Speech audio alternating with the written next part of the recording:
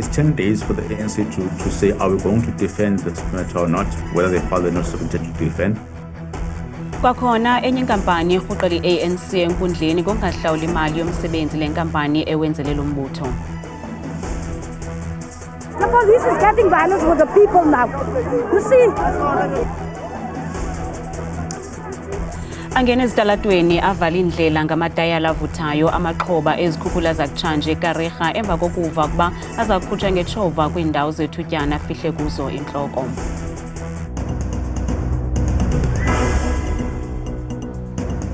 Sinamkele kwiindaba zethu ngokuhlwanje Ntambi Ndodwa Ndamba Nophumza Sikhumba noyitoliki yolwimi lwezandla Bhotani Mzontsundu. Inkampani yamagqwetha iLawtons Africa ifake isimangalo kwinkundla ephakamileyo yaseRhawutini ityhwele i-ANC ngokungahlawuli imali ngaphaya kwesigidi serandi ngomsebenzi ethe yawenzela lo mbutho. Ingcali yezomthetho ikholelwa kwelokuba le nkampani yamagqwetha iza kuba nexesha elinzima ukuchaza ukuba kwakutheni ukuzilinda ixesha elide kangaka phambi kokuba ithathele amanyathelo omthetho i-ANC. Enye inkampani irhoqela i-ANC enkundleni ngenxa yokungahlawuli inkonzo lenkampani eyanikezela ngazo kulo mbutho. Kweli tyeli, lo mbutho utyholwa inkampani yamagqwetha iLawtons Africa ngokusilela ukuhlawula ngaphezulu kwe-1.2 yezigidi zerandi zeenkonzo zomthetho. Ngokweenkcukacha zebango elifakwe inkampani yamagqwetha kwiveki nje edlulileyo, umbutho i-ANC ngomlomo kaGwede Mantashe uvumelene nemiqathango apho umongameli ayalelwe ukuba enze iinkonzo zomthetho kulo mbutho. Enye ingcaphephe yezomthetho ichaze amaxesha semthethweni ekufuneka i-ANC ifake ngawo amaphepha okuphendula enkundleni. It's 10 days for the ANC to say, are we going to defend this matter or not, whether they file the notice of intent to defend. And then after they file that notice to defend, from the date of which the notice has been filed, they then have 20 business days in order to file their plea. Ngokwale nkampani yamagqwetha inikezele ngeenkonzo zomthetho kumatyala amahlanu asenkundleni ngokomyalelo we-ANC. iLawtons Africa ithimele i-ANC kwityala elalifakwe ngooceba basibhozo abebesakuba ngooceba bomasipala iTlokwe ngo-Agasti ka-2017. Esi sibhozo kwakunye nabanye abathandathu bagxothwa ngo-2013 emva kokuba bevotele isindululo sokungathenjwa kukasodolophu we-ANC waseTlokwe ngelo xesha. NgokweLawtons Africa, ukuphela kwentlawulo eyenziwe yi-ANC ukuza kudiga ngoku ibe imali eyi-50,000 randi kuphela. Uzikalala ukholelwa ukuba le nkampani yamagqwetha kuza kufuneka isuse omnye umqobo kwiphulo layo lokufumana imali yayo kwi-ANC.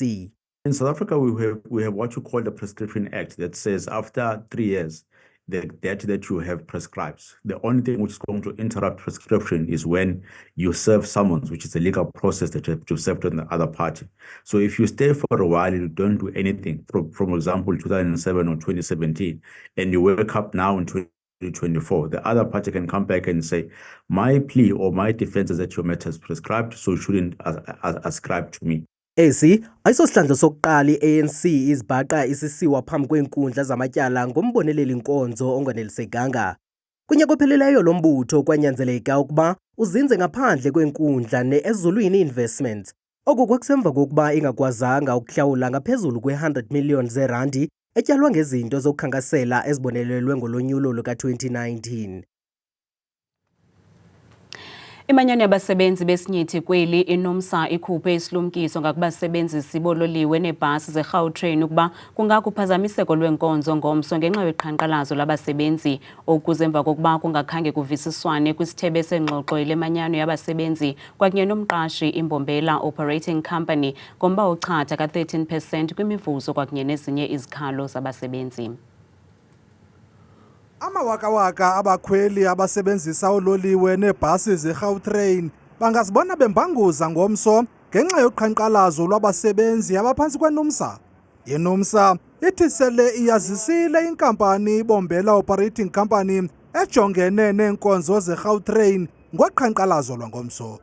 INUMSA ityhola le nkampani ngokujongela phantsi abasebenzi nanjengoko ingafuni ukunqwala kuchatha we-13% wemivuzo yabasebenzi. The bosses refused to meet our demands and this has led to workers to resorting to strike action. Our core demands are a 13% across the board increase. We demand a 60% contribution of medical aid by the employer. whilst workers will contribute 40%. We demand a housing allowance of 2,000 Rand.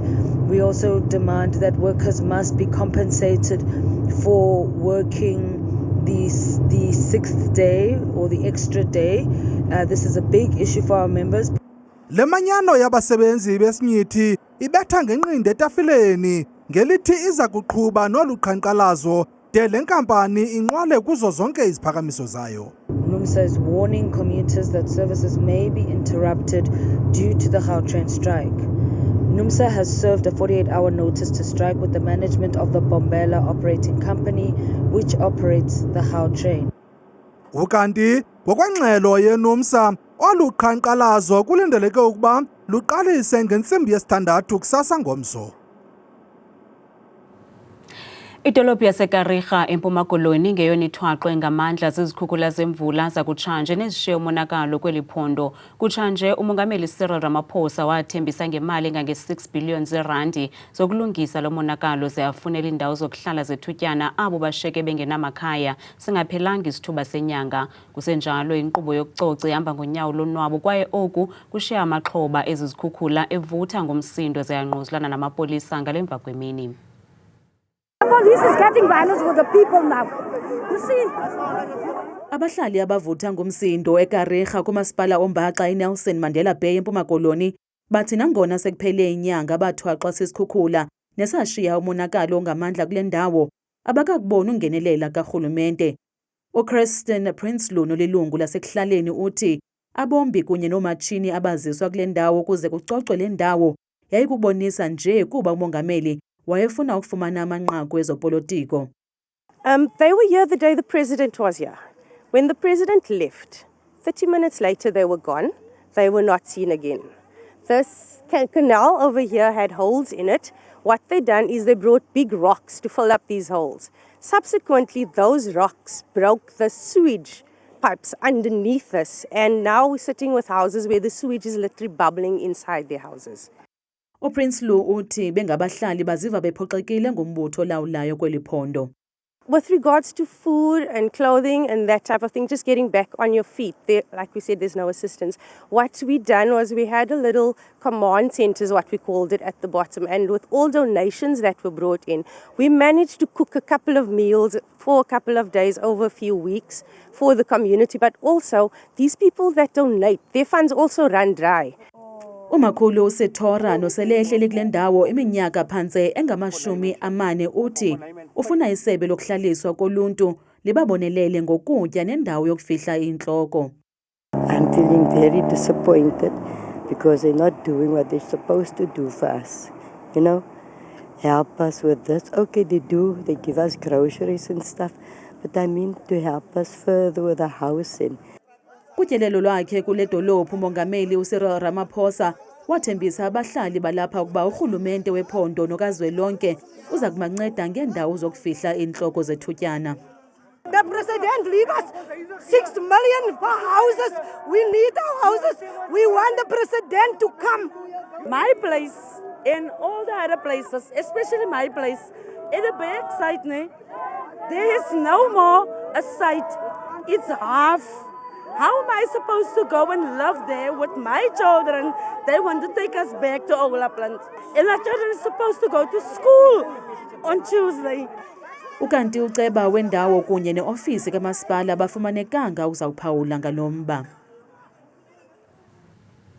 Amaphondo amaninzi kweli aza kuthwaxwa ngamandla ngomsinga womoya obandayo. iSouth African Weather Service ilumkise ngomoya obhudlayo onokudala umonakalo ngakumbi kwizakhiwo.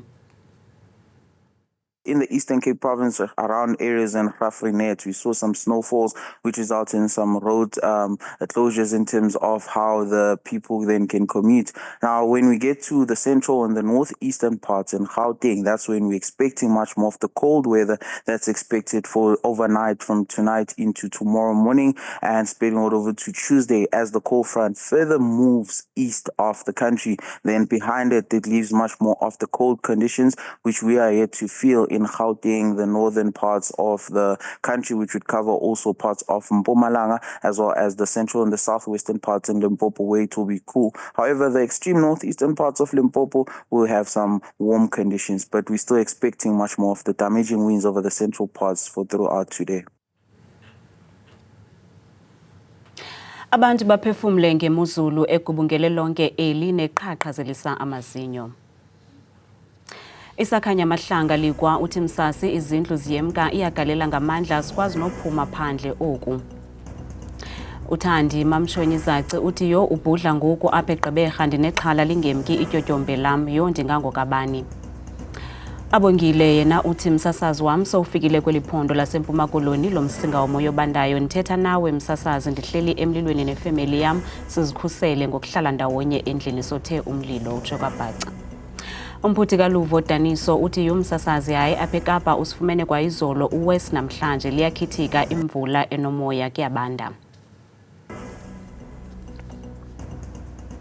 Ngabantu abahlanu abaphulukene nobomi ababini bashiyeke nomonzakalo emva kokubhukuqa kwesithuthi bebehamba ngaso kwindlela R63 eNyarha kude kufuphi nase-Adelaide eMpuma Koloni. Amaxhoba asolekileyo ngamanina amane kuquka nomntwana oyintombazana oneminyaka esixhenxe nomqhubi oyindoda. Abonzakeleyo bangeniswe kwisibhedlele iBedford Provincial kanti unobangela wengozi awukaziwa yaye kuvulwe ityala lokubulala ngokungenanjongo ngelixa kusaqhutywa uphando. Ebesingaqina ukusoleka kwabantu bahlanu kule ngozi basikizi yenzeke ku-R63 phaya ngaseNyarha. Akukacaci kangoku kuba lana ngamalungu osapho lunye kusini na. Kodwa kumphathi wosebe lezothutho kwiphondo uMnumzana Xolile Nqatha gqithisa amazwi ovelwano angazenzisiyo kwiintsapho ezihlelele ilifa elimnyama kule ntlekele enqwenelela abo basesibhedlele ukuphila okukhawulezileyo nokupheleleyo. Kambe ke kwahle bikhwelo kumnawe njengabasebenzisi bendlela ukuba sihlale sithe qwa ngalo lonke ixesha ukuthintela ingozi ezifana nale. Abo baxhasa imibutho esisa ngezimali bayabongozwa kuba bangene nzulu ezipokothweni. Esi sicelo sivela kusekela mphathiswa wesebe lophuhliso loluntu uMnumzana Hanif Hendricks nobetyelele iLenasia eGauteng namhlanje okuzana njengoko imibutho esisa isebe lophuhliso loluntu eGauteng enkundleni ngokuphathelene nenkqubo entsha yokufaka isicelo senkxaso-mali nephazamisa umsebenzi yale mibutho. Usekela mphathiswa wesebe lophuhliso loluntu uthi ingxaki yokunganikezelwa kwemali edingwa imibutho yesisa kweli phondo laseGauteng iza kuphela kungekudala. Ukuthethe oku ngethuba ebize iinkokheli zale mibutho engekho phantsi kukarhulumente eLenasia nalapho bashukuxe umkhombandlela wokugxotha ikati eziko. Iphondo laseGauteng lisandula ukufumana umyalelo osuka kwinkundla ephakamileyo liphondo neyalele ukuba mayisombululwe le ngxaki yemali yale mibutho. I want to sit down the Premier. We have a very good working relationship and find out from him how did we arrive at this situation. NPOs are the heart of achieving our mandate as a social development department and the provinces need to play their role. Why has this province let the country down?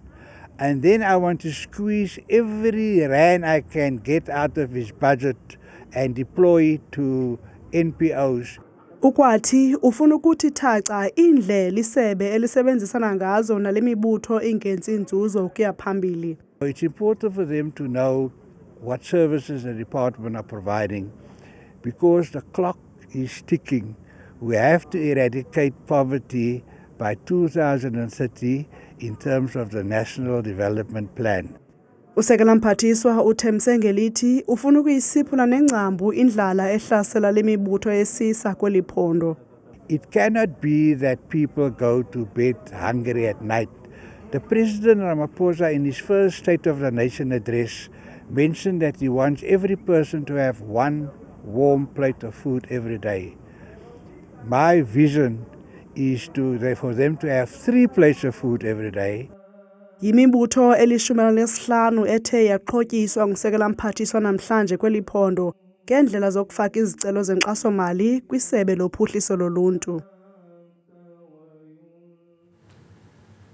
Iziko Abantu Literacy League lasungulwa ngomhla we-16 kuJuni ngenjongo zokuphakamisa ulwazi lokwazi ukufunda nokubhala kwabasilelayo kwilokishi yase-Orange Farm eRhawutini. Abantu abatsha abathathu abanentshisakalo ngemfundo badibanisa intloko bathabatha isigqibo sokusungula eli ziko elinceda abantwana ingakumbi abatsala nzima esikolweni. Bathi injongo zabo kuqinisekisa ukuba ukufunda ibanqhelekile yaye kuza nenguqu empilweni yabantu bale ndawo. Abasunguli be-Abantu Literacy League bathi babona isikhewu kubantwana belokishi yase-Orange Farm yaye kulapho bathabatha khona isigqibo sokuvulela iziko ngenjongo zokuphuhlisa ukufunda nokubhala ebantwaneni yaye bafuna ukuyenza isithethe into yokufunda nokuthanda incwadi. We started it simply because we want to make reading fashionable again. We want to make being smart, being a cool thing again. And one thing I love about this kid, they have potential. Because I was scared, that personally on my side, I was worried seeing kids. Because last year, December, I normally host lunch and then Dumi came late. So it's like, instead of playing soccer, let's do something with literature in it. So while we were doing spelling bee, I was like, they don't know how to spell out words. And then I've been telling Dumi, I wish to do a book club, this and this. And I think he's a man of action. Here we are eventually. Bahlabele mgama bengqinelana nentetha ikhuthaza ubuntu nobambiswano ekukhuliseni abantwana ngelixa begxininisa ukuba le ndawo likhaya lokhuseleko kubo. We identified that children could not read, they could not spell, some they could not write properly. So we saw that there's a missing link between them and their grades and their age. So it's pointless to always be pointing out problems without solutions. So we decided, like, okay, here's a problem, we should bring up the solution. We had the books and the community has books as well. So let's come together as a community. Let's help these children because they are our children and we believe in Ubuntu as singabantu. Ukanti ingxelo yakamva nje eyabhalwa ingcali kwezemfundo uNix Paul itandalazisa ihlazo labantwana abasibhozo kwabalishumi bebanga lika grade 4 abafunda incwadi kodwa bengayiqondi intsingiselo yezinto abazifundayo kweli loMzantsi Afrika. Masiphosa amehlo kwimozulu nesiphathelwe ngithabile Makhaphela.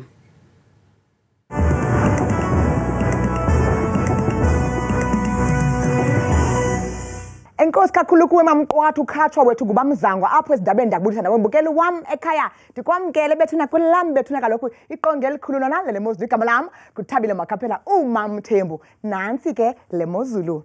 Siya sivude ke bukele ekhaya kokuphawula ngokubanzi iziganeko zakuthetha yabona kwimeko imaxongo kakhulu apha eMzantsi Afrika kuyabanda ubusika bungena ngamandla futhi amaqondo wethu okutshisa ayeyincipha impela sabona umzekelo phaya kwindawo ezikumbini nje phakathi ngapha kodiyara phaya ekuseni bavuswa kaloku ngulawani beyiqhuba lamini ngamafu nemvula ngo5 degrees kubanda impela phaya koAlvani futhi ephondweni lasePhupha Koloni phaya umzekelo phaya ekuseni futhi kuyabanda kakhulu phaya ngo-3 ihambe imini yabo futhi kusasibekele kakhulu futhi ngaso kaloku esasithathu amaqondo wakho ke mbukeli wam aphansi nalawo futhi ke aphezulu fika kaloku khokhula phaya ephondweni lasePhupha Koloni ngomso njengaphaya eRhafu futhi kubanda kakhulu ngaso kwakhona mbukeli wami esasithathu bayivala imini ngemvula namafu ngo9 degrees obanda kakhulu.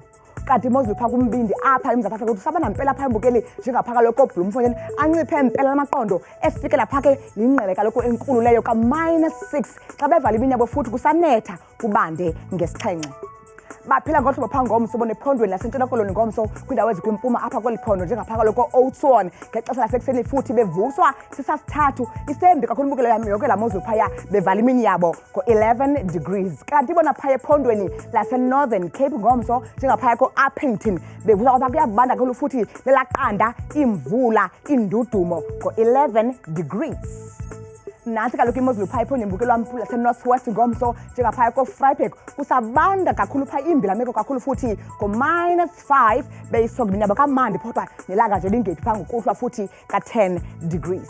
Kanti imozulu apho sikhoyo kuseRhawutini bethu kuyabona phaya phaa kwindawo zonke ezithathu baphakame kwele phondo futhi ngo-1 umzekelo phaya futhi eTshwane kusabanda phaya ebusuku nangokurhatya ngo-14 degrees kuba nempela phaya encamini eJohannesburg ngo-2 xa sinyuka sijonge phaya ephondweni lethu laseLimpopo ngomso njengaphaya umzekelo koPhalaborwa neziphaluka kuyabanda ekuseni futhi noxa likhona ilanga lisabanda ngo-26 degrees naphaya eThohoyandou ekuseni kusabanda ngo-2 degrees sehle njalo siphosele ngokubanzi kaloku phaya iphondo futhi laphaya kaloku lona empumalanga njengaphaya ko-Middleburg bevuka ekuseni ngeqanda beyisonga imini futhi ngelanga nje lingephi ka-11 degrees. Mbukelo wami ekhaya masivale kale mozisiso ngokugqibela phaya KwaZulu Natal njengaphaya eNewcastle kwibanda kakhulu futhi mbi kakhulu la -1 kodwa ke beyivala kamandi imini yabo ngo-12 degrees naphaka lokho Richards Bay kubanda impela ngo-4 xa bevala imini yabo. Mna ndodwa ndikuthanda kangaka xesha limyole.